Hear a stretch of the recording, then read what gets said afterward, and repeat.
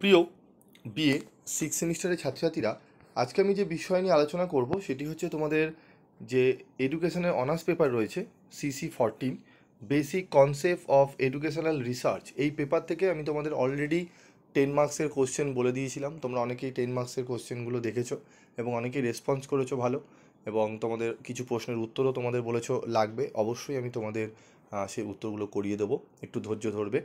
তো আজকের এই ভিডিওতে আমি 5 মার্কসের কোশ্চেনগুলো নিয়ে আলোচনা করব। বেশি প্রশ্ন দেবো না, খুব কম প্রশ্ন দেবো। তবে যে প্রশ্ন দেবো, যেগুলো দেবো সেগুলো সবকটি তোমাদের কিন্তু করতে হবে, যেহেতু তোমাদের অনার্স তোমরা জানোই।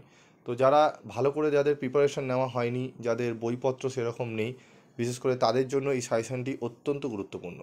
ঠিক আছে? এবং যারা ভালোভাবে পড়েছো, প্রিপারেশন নিয়েছো, তাদেরকে বলবো যদি তোমাদের মনে হয় এই কোশ্চেনগুলো একবার তোমরা প্র্যাকটিস করে যাও। ঠিক আছে? আশা করি তোমরা উপকার তোমাদের হবেই, অপকার হবে না।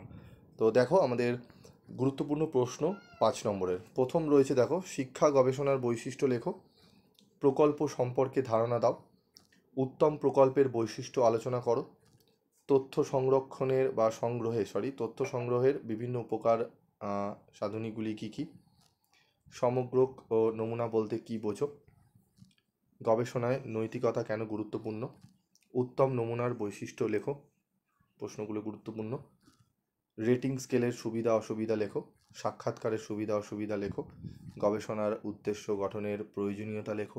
অত্যন্ত গুরুত্বপূর্ণ এই প্রশ্নটিও। ঠিক আছে? যে প্রশ্নগুলো বলছি খুব ভালো করে তোমাদের কিন্তু করতে হবে। ঠিক আছে? এর পরবর্তী প্রশ্ন দেখে নেবো আমরা। একটি গবেষণার শিরোনাম লেখো ও এর মধ্যে স্বাধীন ও নির্ভরশীল চলকগুলি চিহ্নিত করো। ঠিক আছে? এই 11টি প্রশ্ন তোমরা যে দেখছো, এই 11টি প্রশ্নের মধ্যে প্রথম যে 6টি প্রশ্ন রয়েছে, প্রথম এই 6টি প্রশ্ন দেখে নাও। ঠিক আছে? প্রথম যে 6টি প্রশ্ন রয়েছে, এই 6টি প্রশ্ন কিন্তু খুব ভালো করে তোমাদের রেডি করতে হবে। ঠিক আছে?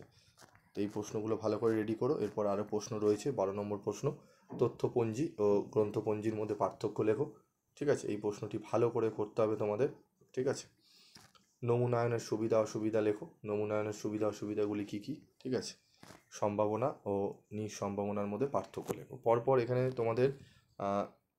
তোমাদের 3টে পার্থক্য পর রয়েছে, 12, 13, 14। এই 3টে পার্থক্য ভালো করে করবে। প্রথম 6টি প্রশ্ন এবং পরের এই 3টে প্রশ্ন, টোটাল 7টা প্রশ্ন আগে খুব ভালো করে রেডি করবে। ঠিক আছে? যদি পারো প্রত্যেকটা প্রশ্নই করে যেও, তোমরা দেখবে উপকার পাবে। তো আজকের মতো ভিডিওটি শেষ করব। দেখা হচ্ছে পরবর্তী ভিডিওতে। পরবর্তী ভিডিওতে আমি তোমাদের বেশ কিছু প্রশ্নের উত্তর নিয়ে আলোচনা করব, এবং তোমাদের আর কোন কোন সাবজেক্টের সাজেশন লাগবে অবশ্যই তোমরা কমেন্টস করে জানাতে ভুলবে না। আজকের মতো ভিডিওটি শেষ করলাম।